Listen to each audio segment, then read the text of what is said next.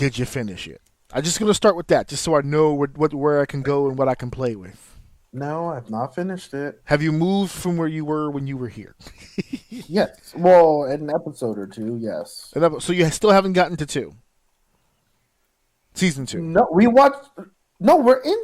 Oh, dude, my bad. I thought. Okay, I'm sorry. I thought we finished that over there. No, we're at season 2, like episode 2 or something like that. Okay, so you're just now getting into Like the season last 2. thing I can remember was he was walking around and he went back to that guy's mom's house and the boy was bigger. Yes. And like yeah, that's what I did. I'm sure I probably saw more, but just off the top of my head, like that's the last thing I can like remember. Okay, good. So then this segment is going to be really good for you here. Okay, so Squid Game. I'm really liking this. Yes. So open it up for me. No. Like we said before, we made the deal. If you're into it, I won't ruin it. I am like, this is a thing, and I can't. This is one of those things like I can't watch it by myself. I want to watch it with her, so we just got to line up. Okay. Yeah, we did this. I had the same problem over here. Trust me about it. Yeah. Here's why I really wanted to talk about this for this episode because when you came to visit, we were already balls deep into season 2. We were just like an episode or 2 off from finishing it all together, but we put it on pause. We didn't want to ruin it for you. But when you came the first night, we tried to pick up where you left off. And so, like, we were watching a little bit more of season 1. You were watching the olds? Oh, with us. With you guys, yeah. And so, me and Steph were watching season 1, and we were like, wait, that seems familiar. Wait, that seems familiar. Wait, that seems familiar. So it kind of got me thinking. So when you guys left, I had a lot of stuff to do in the house when you guys left. I was doing the stuff in the house, and I said, you know what? From where we left off with you, I'm gonna just let this bitch rock. And I was like, all right, let's get to the end of season 1 again and take this ride one more time. And I started picking up on something. I started seeing stuff you didn't see before. Not just that. There was a few of those, but I started noticing a pattern. Mm-hmm. And I told my wife about it. I said, I think I'm seeing a pattern. And she was like, yeah, I was seeing it the other night because this happened and that happened. And it's just like it happened in season 2 and blah, blah, blah. So one of the things when the Asian names, I know I'm an Asian. I should know these names, but these names are really hard for me sometimes. So I'm going to go with the character name. The guy who plays Gi Hung, the main guy, right? I forgot the actor's name. Yeah. He went on Jimmy Fallon to promote the season before it came out, and they were asking him questions. And he said on the show, or he was asked on the show, first he was asked about how much of a success season was, to talk about that a little bit, what that was like, and he answered that.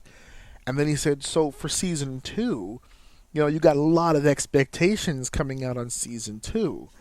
How do you think this one's going to fare? How do you think people are going to accept this, get into it? And he was honest. I loved his answer because it doesn't set the bar all that high, but at the same time, like, it gets you hype. His response to that was, he goes, well, I don't know if we'll be able to mimic the success of the first one because it was so huge, right? It's the first time people have seen it, so it's new. It's an out there thought process, right? It's brand spanking new. It's something that people have never seen before, so they gravitated towards it. He said, so for season 2, I don't know if it's going to have the same impact, but we know that it's going to be just as good because we're making sure that we follow a lot of the same patterns that we used in the first. They didn't want to stray too far from what made that first season so great. So that's the way that he said that. He said, yeah, there's a certain way that we did it to try to make sure that we kept a lot of that magic. And so he goes, I don't know if it's going to be as successful, but I do know it's going to be as well done. That's what he said. There you go. That's a good answer. That's a great answer. So I said, I'm hyped. As long as I don't need the mass public to get behind it. If it's good, it's good. I want to watch it. So we started watching season 2, and we were really into it. And at first, I really felt like, I really felt like they did different things with it. It wasn't as similar. And I was like, oh, okay, well, this is new. Okay, this is new. Oh, okay, all right. I'm getting into this. And then you came, and we started watching the older episodes. And as I finished the season again, I started realizing they really did stick to the goddamn formula. They really did. Like, they had to change something slightly because there's new people here, there's new personalities, but at the same time, it's very, very subtle things. Like, as an example, and again, this is not a spoiler. I'm just giving you an example of how they wrote this. In the first season, when the team first gets together, Gi-hung, his friend Sang-woo, the old man, once that team kind of gets together for the first time, something happens, and Gi-hung decides, you know what? We're such a good team. We've had each other's backs. Maybe it's time that we tell each other our names. Mm-hmm. So they were like, okay. So they started going around, whatever. Oh, my name is this. My name is that. When it got to the old man, he kind of played it off. He was just like, oh, my name. Oh, let me think, and they just went, oh, he's just being an old man, right? He's just having a brain fart. We get it. We understand. So he got away with not really telling his name, but eventually we do learn his name. But in that moment, the way that he played with it was just like, oh, they did that again in the second season. They not Gi-hung this time, but somebody else had mentioned, hey, we're going through a lot of bullshit here. We're trying to stay alive. We should probably get to know each other's names. And they started going around. And there's this one person who's just like, and then like there's a quick change of topic, and we never get the name until after the fact, just like in the first season. And like, oh, okay.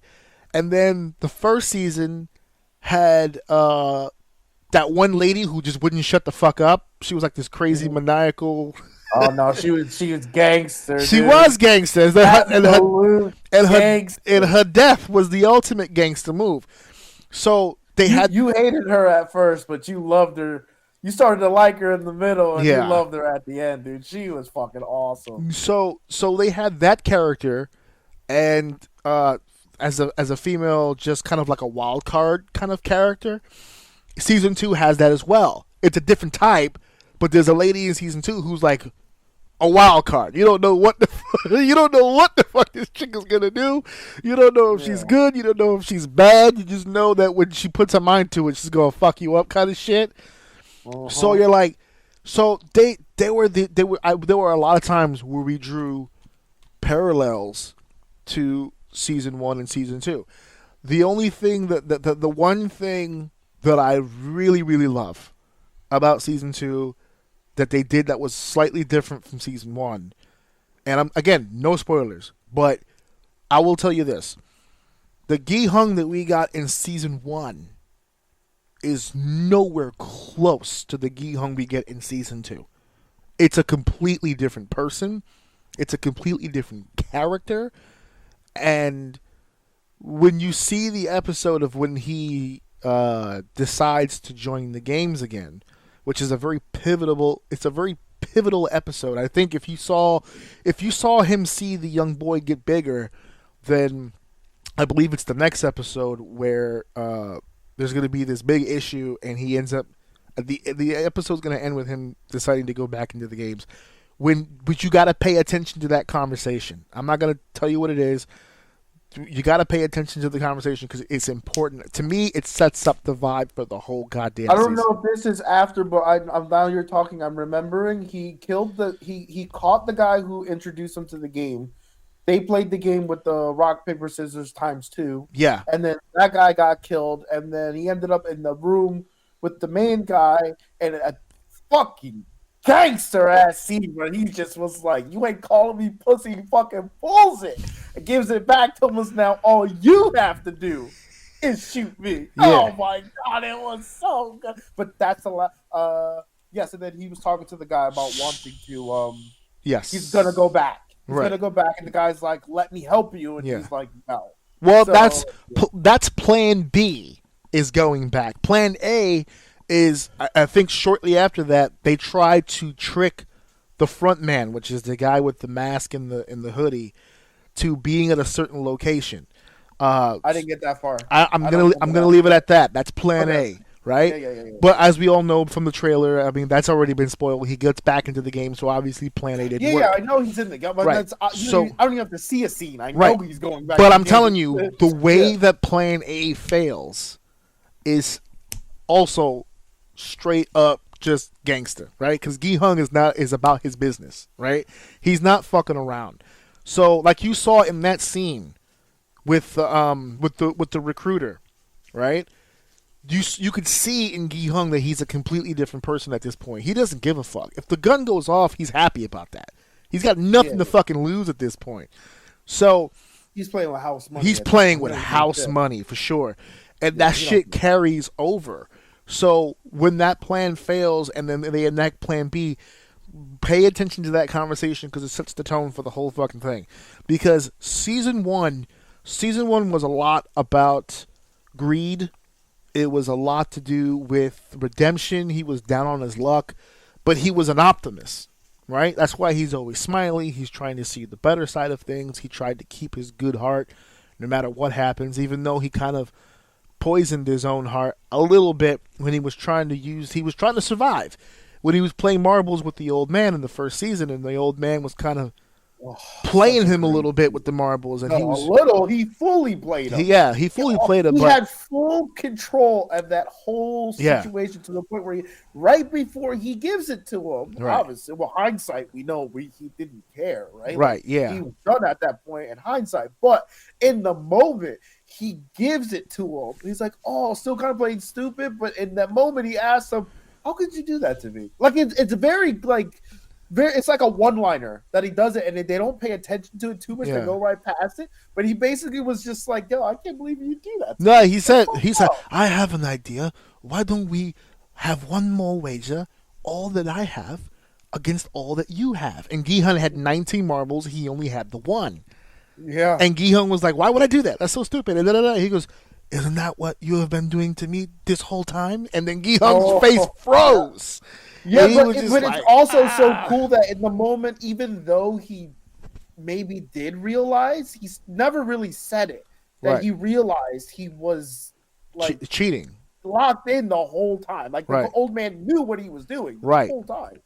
Oh, it's not fleshed out, but it's left up to you as the viewer to be like, oh, he was playing him this whole fucking time. Oh my God. And so here's why I thought the writing for season 2 was tremendous, because like I said in season 1, that's probably the one moment where Gi Hung kind of slips and kind of darkens himself a little bit, because now it's getting to a point where it's about survival, right?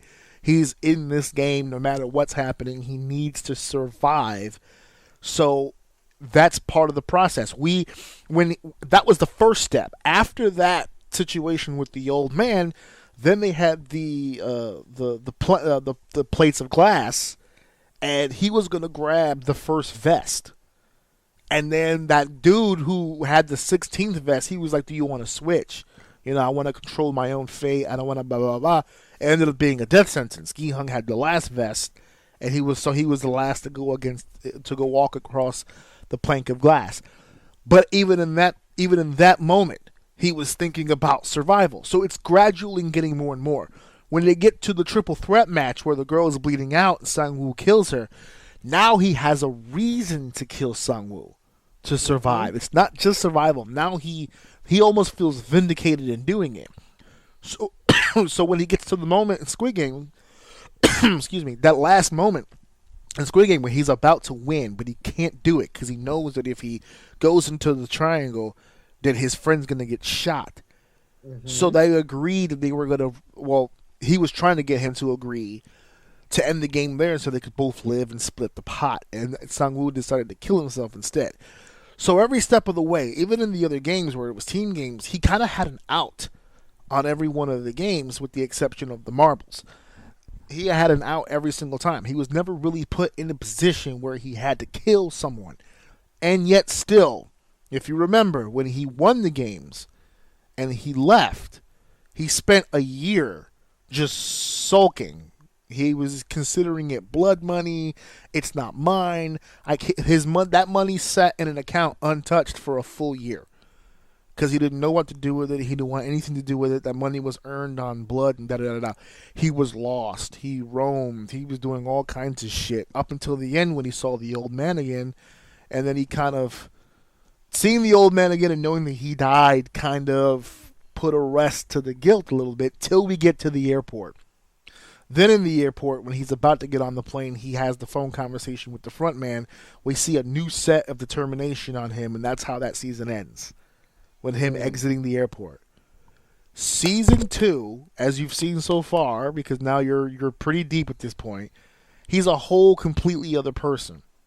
Now we're 2 years into the future, 3 years since he's played the games, and he is hyper focused, laser focused even.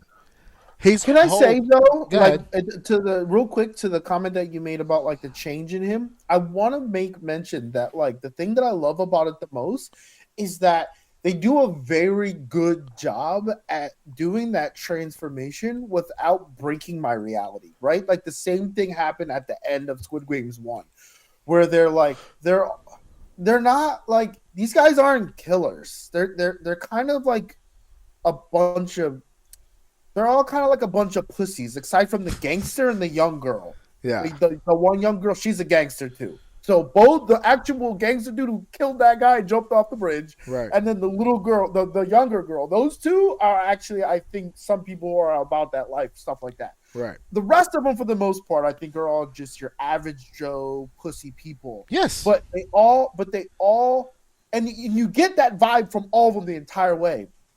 But then you get this weird transition at the end where it's just the three guys. It was just the two guys and then the girl. And then not the main guy, but his friend kills the girl. And at that moment, when he's standing in front of, because they already fucked me up when he killed the Indian. When he did the Indian guy dirty like that. Yeah, Ali, yeah. Killed me. My wife was crying and everything. Like that shit was, we were so pissed. Like actively pissed off that shit was happening. You know what? What made it extra sad when he was walking by? Sangwoo, I'm done with this side, Sangwoo. Oh my I was God, like, oh dude. man, this fucking guy. That fucking kills me, dude. So like, but the moment he's standing over it was pretty nuts because he runs to the doors like, get her some help, she's bleeding out, and he turns on to turn the lights on, and homie is standing there, and I feel like I had the same exact feeling as if I was him standing in the room in that moment. Like me and my wife were like, oh, no, and dude's there,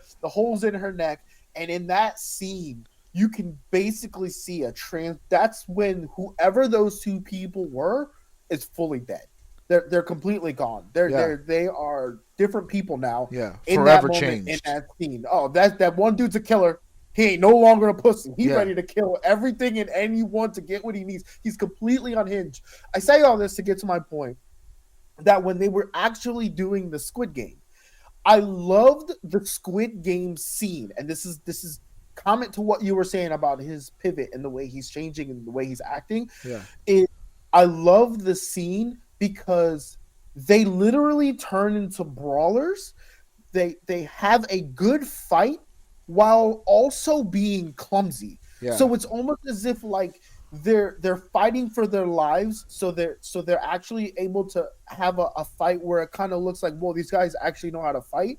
But then they'll do stupid shit like slip over their foot or something silly like that, where they're really clumsy, like, and it almost is like they're scared, so they can't keep their composure. It didn't turn into like a Bruce Lee thing where they're like, all of a sudden everyone knew kung fu. Yeah, all of a sudden they're mad nice. No, these dudes are just two nerds fighting, and they're stumbling, and but it was a good fight scene though. Yeah, like it was good to watch, but it also kind of like kept them normalized at the same time.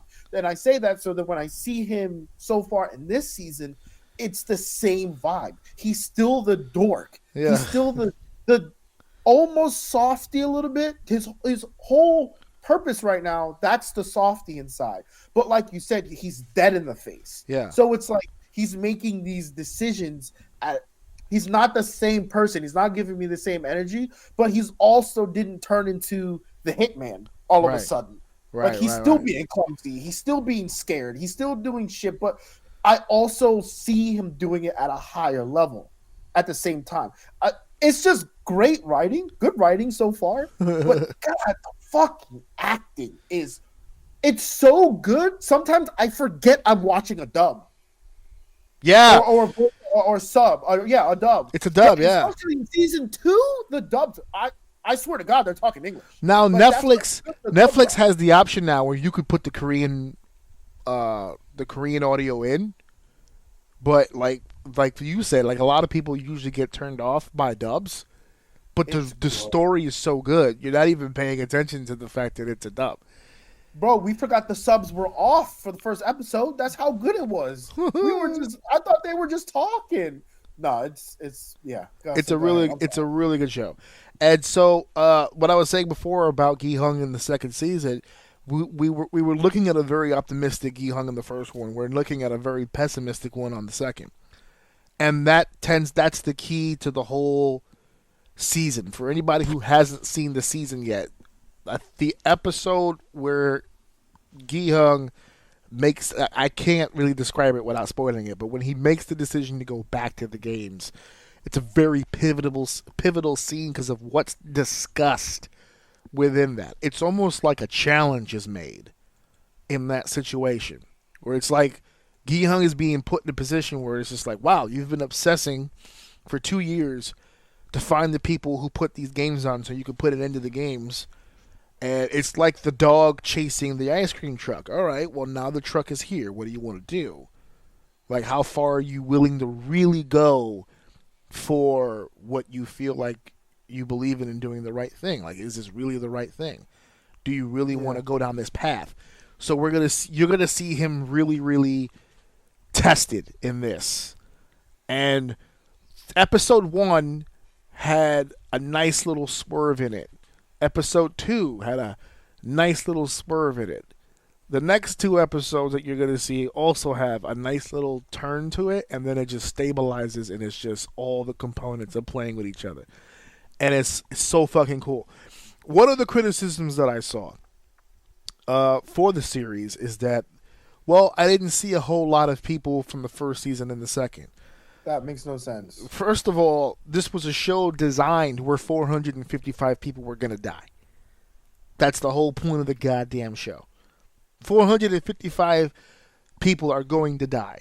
This show is going to have minimum, because there was more than that, minimum 455 fucking people are going to fucking die. Right? Because we have the doctor situation where we lost a couple guards. The old man dies at the end. So there's even more than the scheduled 455 that die. But it's minimal. Everyone here is going to fucking die. So I heard that criticism before season 2 and I went, I don't know how good a criticism that is. Yeah, but it's confusing because so far, if I'm not mistaken, everyone that did actually live, and even one we thought was dead. Yeah. Is there exactly? That's what I was going to next. Because I saw the younger brother was shot, falls off a cliff, but then we open season 2 when he's alive, and now we're joining those two together, and as the season progresses, I'm not going to spoil anything. We're going to see more familiar faces. So it's like, I don't really think you saw the show then if you thought nobody came back, because there's a few faces here of people that came back. And even they got used in very, very different roles in different ways. There were old characters, but they were used in new ways, which was really, really cool. What I think you and Nora are going to get a kick out of are the new games. I can't wait for you to see the new fucking games, because they're the kind of games where you have to pause it for a second. You do. You pause it and you look at the person you're watching this with and go, shit, what's the strategy here? Like, what do you... It's like, what do you... How do we do that? Like, how do you want to attack that? Like, how do you even want to... Like, it's so fucking cool. And I want to point out, before we end this, to also remember, there's a lot of the games that are being played in this were actual games in Korea. So the plate's excessive, right? But they had a very similar game with walking a path and deciding which way was the right path. The tug of war deal where it's multiple people. They not only do they debut the game, but there's usually a character that kind of gives you some sort of a story where it's like, oh, I used to play this when I was a kid. It's this. Like what was that Dong, which is the cookie, the wafer with the shape in it. Like, those are real fucking things. Like, you could buy them. So it's like, these are real fucking things, which is insane. That's why when we did the Squid Games experience, we were like, some of this stuff is, like, really, really fucking cool. Because you can actually go in and do the marbles, and you can do the platform deal, which I crushed, by the way. I didn't fail a single goddamn game, not for nothing. I was waiting for the red light, green light. the red light. Nigga, don't move a muscle, sir. And so, yeah, so there's different aspects to that stuff. It's such a good fucking show. It's not getting the acclaim that the first season did, but then again, I didn't think it was going to. When something is fresh and new, it's fresh and new. There's nothing really that you can fucking, you can't recreate first time magic, first impressions, but it's still a really, really good show. And I'm not spoiling, but let me tell you the story of what happened with this. So Netflix ordered 10 episodes for the first season. So they went and they wrote for 10 episodes. So the second time, apparently there wasn't really a set number to the episode. They were just like, hey, we'd really like to do a season 2, blah, blah, blah, whatever the case may be. So they wrote it out. They wrote their script. They wrote their screenplay. They figured out how this was going to look. And they just started fucking filming. And they got everybody together. They did what they were supposed to do. Da-da-da-da-da-da. And all of a sudden, out of the blue, Netflix goes, hey, we're going to need... What was it? Did they do 9 episodes this time? I think they did like 9 episodes or 10 episodes or whatever it was they ordered. And when they looked at what they had filmed, they realized, oh, fuck, I got like 14 or 15 episodes here. Like, if we really... Remember what you were saying about Arcane, about how just letting shit breathe out and kind of getting the story along? He's like, if we do this the right way, the way that we want to, there's a ton of episodes here. Because they're like... So they went to Netflix and they were like, do you want us to, like, keep that as one season? Do you want us to split this? Like, how do you want to go about this? So what they ended up doing is what we got on season 2 is half of what they filmed. Season 3 is the other half. So did they in that moment decide to do a season 3? Yes. Season 3 always... No, everything they filmed was supposed to be season 2, but Netflix was like, this is too much. We don't need all that. We need somewhere in the middle, something like less. And they were like, all right, well, I mean, did you want a season 3? And they were like, fuck, if you've got a season 3, we'll take it. So they said, okay, so how about we do this? We'll do this many episodes for season 2, and then we'll release at a later date the other half. And they said, perfect, season 2. Then technically season 2 and season 3 is already in the can. They're like, sure. Because remember, it took like 3 years, 4 years. How long has it been since Squid Games happened? It was a long time ago. And now we have a season 2. So the producers, when this season dropped, they were like, look, listen, I know you guys are going to start asking us soon, when's the next season? Don't worry about it. It's done. We already got it. So Netflix was like, all right, we dropped season 2 on Christmas, right? Let's hit him with the Avenger move. We'll release the next episode next Christmas. We'll give him a year before we release the 3rd season. And the producers of the show went, nah, it's too long. These people want to see it, bro. I'm thinking summer release. So they're like, oh, okay. So we might, if left up to the producers, we might get the other half of this story in the summer as opposed to later, which I'm all for. I don't Damn, so it ends in a two-team... To be continued. That sucks. No. I mean, as far as it being a cliffhanger, yes. But you better fucking, you wait till you get to that point. I'm telling you, it's so fucking good. It is so fucking good. So that's what we're talking about here as far as Squid Games, man. They really did a really job fleshing things out. They really did a really good job making these characters much more enjoyable. And I'll give you a hint. I'm going to give you something to watch out for. Pay attention to this individual. The man with the purple hair. That's all I'm going to say. The man with the purple hair. Keep your eyes on that guy.